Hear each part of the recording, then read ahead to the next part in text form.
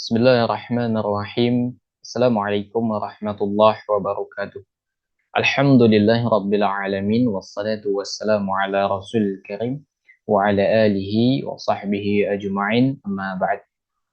Para jemaah yang dimuliakan oleh Allah Subhanahu wa taala, pendengar dan pemirsa dimanapun berada, alhamdulillah bersyukur kita kepada Allah Subhanahu wa taala Rabbul Alamin, di mana Allah Subhanahu wa taala masih kembali mempertemukan kita untuk kembali mempelajari agamanya Allah Subhanahu wa taala. Semoga apa yang kita pelajari pada kesempatan ini diberkahi oleh Allah Subhanahu wa taala dan menjadi tambahan ilmu serta sebagai sarana untuk senantiasa mengarahkan kita agar senantiasa kita di dalam menjalani kehidupan ini sesuai dengan tuntunan Al-Quran dan Sunnah. Karena memang pada hakikatnya kita diciptakan adalah untuk beribadah kepada Allah Subhanahu wa taala. Ya, wa ma khalaqtul jinna wal insa illa liya'budun. Ya, kita diciptakan jin dan manusia itu diciptakan adalah untuk beribadah kepada Allah Subhanahu wa taala. Sehingga berlomba-lomba mendekatkan diri kepada Allah, fastabiqul khairat, berlomba-lomba mendekat kepada Allah dengan menjalankan berbagai aktivitas ibadah yang disyariatkan tentunya adalah merupakan sebuah keharusan bagi seorang muslim. Di mana di zaman ini banyak orang yang berlomba-lomba meninggalkan Allah Subhanahu wa taala. Berlomba-lomba ya tidak berlomba-lomba meninggalkan salat, berlomba-lomba meninggalkan puasa, berlomba-lomba meninggalkan untuk menutup aurat. Di zaman ini orang semua berlomba-lomba di dalam meninggalkan ketaatan kepada Allah Subhanahu wa taala. Namun kita sebagai seorang muslim ya yang notabene-nya ya harus berserah pada Allah Subhanahu wa taala, di mana kita diciptakan kita muslim dan kita wajib tunduk terhadap aturan Allah Subhanahu wa taala, maka tugas kita adalah berlomba-lomba mendekat kepada Allah Subhanahu wa taala. Kalau kita dapati diri kita ternyata kita termasuk orang yang berlomba menjauhi Allah Subhanahu wa taala, maka itu adalah bencana besar bagi kita. Bencana di dunia maupun bencana di akhirat. Karena kita diciptakan bukan hanya untuk bekerja, kita diciptakan bukan hanya untuk mencari penghidupan, tetapi tujuan utama kita adalah beribadah kepada Allah Subhanahu wa taala. Adapun selain itu, misalnya dunia itu adalah sesuatu yang bisa dicari kemudian bisa dikompromikan dengan nilai-nilai agama gitu. Artinya, ya, kebaikan dunia, perkara dunia itu bisa kita jadikan dengan nilai ibadah, ya, yaitu dengan kita niatkan untuk beribadah kepada Allah Subhanahu wa taala. Para jemaah yang dimuliakan oleh Allah Subhanahu wa taala, insyaallah pada kesempatan ini kita akan kembali melanjutkan pembahasan kita dari ensiklopedia larangan dalam syariat. Dan insyaallah pembahasan kita pada kesempatan ini yaitu masuk pada pembahasan yaitu tidak bersuci dari air seni, ya. Tidak bersuci dari air seni. Para jemaah yang dimuliakan oleh Allah Subhanahu wa taala, sesungguhnya syariat Islam itu adalah syariat yang sangat mulia. Ya. Dan Islam dalam hal ini mengatur semua aspek kehidupan manusia, baik dari bangun tidur hingga tidur kembali. Semua mempunyai konsekuensi hukum. Ya. Dan apabila kita keliru di dalam pelaksanaannya, kita ternyata melanggar nilai-nilai tertentu, maka ada konsekuensi yang akan menanti kita. Ya. Mulai dari dosa, mulai dari ancaman neraka, mulai dari laknat dan macam-macam. Ya.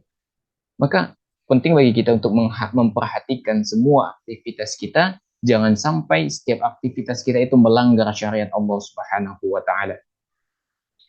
Dan di antara bentuk salah satu perhatian Islam adalah itu diaturnya berbagai hal yang sifatnya remeh, ya, diaturnya berbagai hal yang sifatnya remeh di pandangan kita, padahal itu besar di sisi Allah Subhanahu wa taala, ya. Dan di antara perkara yang diatur dalam syariat kita adalah berkaitan dengan masalah bersuci ini, yang berkaitan dengan masalah buang air seni, ya, masuk ke WC, itu semua diatur dalam syariat kita. Itu tidak lain kecuali adalah bentuk kasih sayang Allah Subhanahu wa taala kepada kita. Para jemaah yang dimuliakan Allah Subhanahu wa taala. Kalau kita berbicara tentang masalah tidak bersuci dari air seni, ya. Ini banyak sekali terjadi di kalangan, ya, banyak di antara kaum muslimin yang ketika dia buang air seni, ya, dia tidak memperhatikan adab-adab. Sehingga apa? Ya, dia hanya mendapatkan dari sisi duniawi saja. Oke, dia buang air seni. Namun bisa jadi dari aktivitas yang ia lakukan itu ternyata bisa menghadirkan dosa di dalam kehidupan. Ya, bisa jadi karena dia melanggar beberapa adab-adab yang seharusnya dilakukan ternyata tidak ia lakukan. Dan lebih parahnya justru barangkali dia melakukan aktivitas ya dengan buang air seninya ternyata itu bisa menghantarkan dia ke nerakanya Allah Subhanahu wa taala. Ini sebagaimana disebutkan dalam hadis Nabi SAW dari Ibnu Abbas. Beliau mengatakan bahwa Nabi SAW itu pernah yang melewati dua kuburan. Lalu apa kata Nabi SAW? Innahuma la yu'adzabani wa ma yu'adzabani fi kabir. Amma ahaduhuma fakana la yastanzihu minal bawl. Wa amma al-akharu fakana yamshi bin namimah. Bahwa sungguh ya mereka berdua itu sedang diazab kata Nabi SAW. Ya, mereka diazab itu bukan karena dosa besar. Dalam riwayat lain mereka diazab itu karena dosa besar. Ya, salah seorang di antara mereka kata Nabi SAW diazab karena tidak bersuci dari air seninya. Sedangkan yang satunya itu karena namimah atau mengadu mengadu domba. Ini diriwayatkan oleh Al Bukhari dan Muslim. Iya, para jemaah yang oleh Allah Subhanahu wa taala. Mereka itu diazab bukan lantaran dosa besar. Artinya apa? Keduanya diazab ini ya, karena tidak melakukan perbuatan yang tidak susah atau berat jika mereka mau mengerjakannya, yaitu bersuci dari air seni dan tidak mengadu domba. Ya, artinya bersuci dari air seni dan mengadu domba sebenarnya ini adalah perbuatan yang tidak susah apabila kita jauh. Ya setelah buang air seni kita bersuci, kita basuh begitu. Ya, kemudian kita menjauhi dari mengadu domba. Ini bukan perkara yang sulit, ini mudah para jemaah sekalian. Oleh karena itu ada dua laki-laki yang di dalam kuburnya ia diazab. Kata Nabi SAW, ini bukan dosa besar. Ya, dan menurut lain ini dosa besar. Disebutkan bahwasanya mereka itu ya buang air seni, tapi tidak bersuci setelahnya. Dan satunya karena mengadu domba. Oleh karena itu para jemaah yang dari Allah Subhanahu wa taala, orang yang tidak berhati-hati ketika buang air seni, ya, sampai-sampai ketika dia buang air seni dia kencing itu terciprat kemana-mana, ya. Terkena bajunya, terkena celananya, terkena badannya, terkena pakaian yang ia pakai, maka dia dihukumi najis dalam hal itu. Ya. Karena air kencing itu kan najis. Ya. Makanya Allah Subhanahu Wa Taala perintahkan, sedangkan Allah Subhanahu Wa Taala perintahkan kita untuk membersihkan diri kita. Wasiyabaka fatahhir, dan pakaianmu yang hendaklah bersihkan. Ini perintah Allah Subhanahu Wa Taala. Ya, maka ini adalah perkara yang penting untuk kita perhatikan bahwasanya di antara adab yang harus diperhatikan setelah kita kencing adalah dengan membasuh dari kemaluan kita. Dan ini perintah syariat dan ini perintah syariat. Para jemaah yang oleh Allah Subhanahu wa taala. Ya. Tidak bersuci dari air seni juga termasuk ya. Orang yang buang air kecil dengan tergesa-gesa sehingga air kencing yang berada di salurannya itu bahkan tetesan-tetesannya itu belum habis keluar. Ya. Kemudian setelah itu dia tidak bersuci sehingga tetesan-tetesan itu mengenai pakaiannya, mengenai mohon maaf ya celana dalamnya misal atau celana pendek bagian dalamnya. Ya. Dan termasuk orang juga yang termasuk dalam hal ini adalah orang yang tidak bersuci, ya misalnya dia tidak menemukan air. Kemudian dia tidak bersuci dengan sesuatu selain air, misalnya batu misalnya. Dan yang sejenisnya. Karena dia meremehkan hal itu. Ya. Oleh karena itu, ya, ketika kita setelah buang air, ya hendaknya kita basuh, kita bersuci setelahnya. Dan ketika kita tidak menemukan air, maka kita bersuci menggunakan batu dan jangan pernah meremehkan perkara sekecil ini. Ya, karena ada orang yang disiksa karena meremehkan masalah buang air seni ini. Ini remeh loh. Ya, ini perkara yang remeh akan tetapi bisa memasukkan kita ke dalam nerakanya Allah Subhanahu wa taala. Ya. Kemudian di antara contoh paling umum, contoh yang paling umum tentang perbuatan tidak bersuci dari air seni dan tidak menutup aurat adalah toilet di zaman ini. Ya. Barangkali kita mungkin pernah melihatnya di mall misalnya. Ada toilet yang klosetnya itu menempel di dinding. Sehingga ketika orang buang air kecil di situ, ya, dia otomatis akan membuka auratnya dan akan terlihat dari bagian lainnya. Ya, termasuk juga kemaluannya, mohon maaf, yang mungkin akan terlihat bagi orang lain. Ya, dan dia kencing di situ dengan membuka aurat tanpa ada rasa malu. Ya, dan lebih parahnya kalau yang toilet seperti itu, ya, itu akan sulit bersuci dalam kondisi seperti itu. Ya, kalau bersuci di toilet yang di dinding itu, ya, besar kemungkinan akan terkena percikan air kencing dan lain sebagainya. Karena memang kondisinya seperti itu. Ya.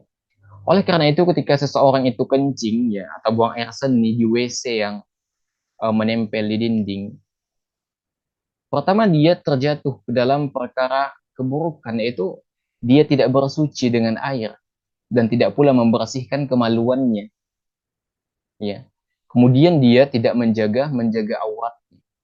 Jadi dalam hal ini ketika ada orang yang buang air kecil misalnya ke WC yang menempel di dinding, maka dalam hal ini dia terjatuh dalam kedua keburukan. Dia tidak membersihkan bekas airnya, kemudian dia tidak menjaga auratnya. Ya. Para jemaah yang dimuliakan oleh Allah Subhanahu wa taala, ya. Maka ini perlu kita camkan di dalam aktivitas kita ketika kita buang air dan kita harus tahu ya bahwa air kencing itu najis. Maka apabila dia terpercik ya, ke pakaian kita, ke bagian tubuh kita, ya, maka akan menjadikan pakaian atau bagian tubuh kita menjadi najis dan harus dibersihkan. Jika tidak dibersihkan, maka dia akan bisa menjadi penyebab penyebab siksa kubur. Ya, sebagaimana disebutkan dalam sebuah hadis dari Anas bahwa Nabi SAW bersabda, "Tanazzahu minal baul, fa inna ammata azabil qabri minhu." Bersihkanlah diri dari air kencing, karena sesungguhnya kebanyakan siksa kubur berasal dari. Ini diriwayatkan oleh Daruqutni. Ya, karena memang kebanyakan orang remeh dalam masalah ini, dalam masalah buang air kencing begitu. Ya. Buang air kecil, orang remeh dalam masalah ini. Dan kata Nabi SAW, banyak siksa kubur ini berasal dari meremehkan daripada tidak memperhatikan diri saat dia buang air kecil. Ya, oleh karena itu, ya, misalnya Ali Imam Az-Zahabi rahimahullah taala mengatakan bahwasanya, ya, tidak membersihkan diri dari air kencing ini termasuk dosa besar dan dia masuk ke dalam syiarnya orang orang Nasrani. Ya, jadi apabila kita kemudian kencing kemudian tidak membersihkan diri kita, ya, maka kita sudah tasyabbuh kepada orang orang kafir. Karena yang diajarkan oleh Nabi SAW adalah membersihkan diri setelah buang air kencing. Ya, setelah buang air seni. Bukan meremehkan. Iya. Para jemaah yang dikenali Allah Subhanahu wa taala. Ya, di zaman Bani Israel dulu, apabila pakaian mereka terkena najis, di antaranya apabila terkena air kencing, maka tidak bisa disucikan dengan cara dicuci misalnya. Akan tetapi harus dihilangkan bagian yang terkena najis itu. Berbeda dengan di zaman kita sekarang. Dicuci misalnya, udah suci. Tapi di zaman Bani Israel, untuk mensucikan sesuatu yang terkena najis, maka harus dihilangkan bagian yang terkena najis itu. Tidak cukup hanya dengan dicuci. Ya, itu di zaman Bani Israel.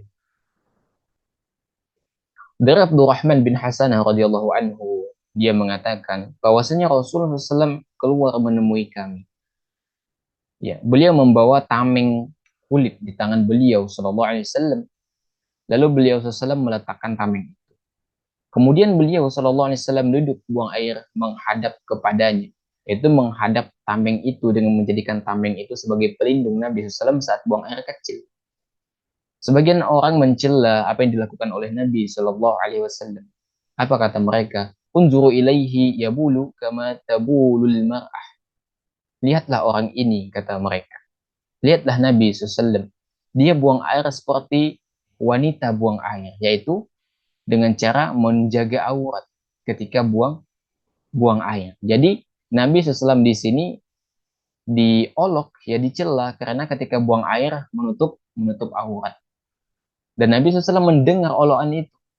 Lalu apa kata Nabi SAW? Waihaka, kasihan kalian, kasihan engkau. Ama alimta ma asaba sahiba Bani Israel?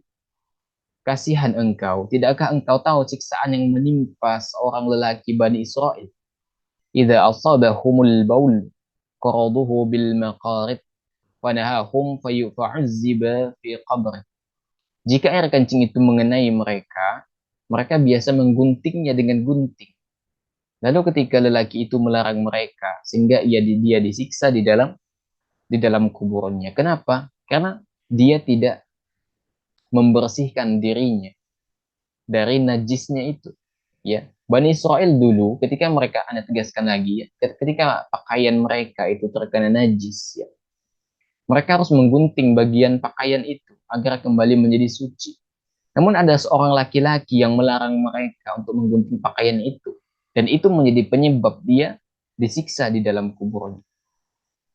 Lalu bagaimana di zaman sekarang? Ada orang yang buang air kecil dan dia tidak membersihkan dirinya dari hal itu. Maka berpeluang besar itu akan menjadi penyebab siksa kuburnya nanti. Ini berdasarkan nas dari hadis-hadis Nabi Shallallahu Alaihi Wasallam. Dari Abdurrahman bin Abi Qurrah radhiyallahu anhu, dia mengatakan, "Kharajtu ma'a Rasulillahi sallallahu alaihi wasallam ila al-khala' wa kana idza arada al-hajata ab'ad." Aku pernah keluar bersama Rasul sallallahu alaihi wasallam menuju tempat buang air, dan kebiasaan beliau jika menginginkan buang hajat, beliau pergi ke tempat yang jauh. Ini diriwayatkan oleh An-Nasa'i. Jadi Nabi Shallallahu Alaihi Wasallam ketika beliau akan buang hajat itu, akan kencing, maka Nabi SAW menjauhi keramaian, mencari tempat di mana orang tidak bisa menjangkaunya, misalnya. Maksudnya dari pandangan memandang aurat, ya. Maka ini adalah di antara adab. Ketika kita ingin buang air, maka tidak boleh sembarangan. Ya, ini kadang-kala orang ya, ketika di perjalanan, nah tiba-tiba berhenti buang air di pinggir jalan. Ini nggak sesuai dengan adab. Ya, ini tidak sesuai dengan adat. Kebiasaan Nabi SAW adalah Nabi SAW pergi ke tempat yang jauh sehingga beliau itu jauh dari keramaian. Ya.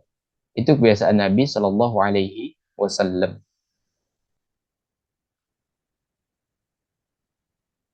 Kemudian dari hadis dari Mu'az bin Jabal radhiyallahu anhu, dia mengatakan bahwa Rasul Shallallahu Alaihi Wasallam bersabda, "Itaqul mala'inat thalatha al-baraza fil mawarid wa qari'atit tariq wa zil." Jagalah dirimu dari 3 tempat yang membawa laknat, yaitu buang hajat di tempat berkumpulnya air, di jalan raya, dan di tempat bernaung. Ini diriwayatkan oleh Abu Daud. Ya, maka kata Nabi SAW, ya, orang yang buang hajat, apakah dia buang air besar atau buang air kecil, di tempat berkumpulnya air, di tempat genangan air, ya, atau dia buang air di jalan raya, atau dia buang air di tempat bernaung, misalnya di tempat manusia berteduh, maka nggak boleh. Karena ini bisa mengundang laknatnya Allah Subhanahu wa taala. Misalnya ada genangan air, kemudian kita kencing di situ. Nggak boleh. Karena khawatir memang percikan-percikan air, ya najis-najis itu akan terkena ke orang lain. Kemudian buang air di jalan raya, nggak boleh. Ya. Atau misalnya buang air di tempat orang bernaung, tempat berteduh, di bawah pohon misalnya yang sedang berbuah, misalnya juga nggak boleh. Kenapa? Karena di situ bisa mengganggu manusia. Bisa mengganggu manusia. Oleh karena itu, Islam memberikan pengajaran adab kepada kita. Islam itu mengajarkan adab kepada kita. Di mana tujuannya agar tidak merusak dan tidak menodai fasilitas-fasilitas umum yang digunakan masyarakat.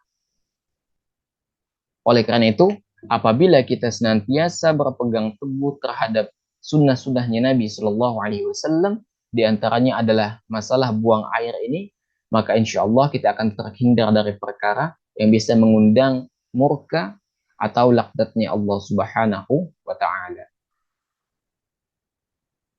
Para jamaah yang makan oleh Allah Subhanahu wa Ta'ala. Kemudian yang kadang-kala menjadi polemik adalah perkara berkaitan dengan hukum kencing, kencing berdiri. Ya, karena jika kita perhatikan hadis-hadis Nabi Shallallahu Alaihi Wasallam, ada hadis Nabi SAW yang mengisyaratkan Nabi SAW itu kencingnya duduk.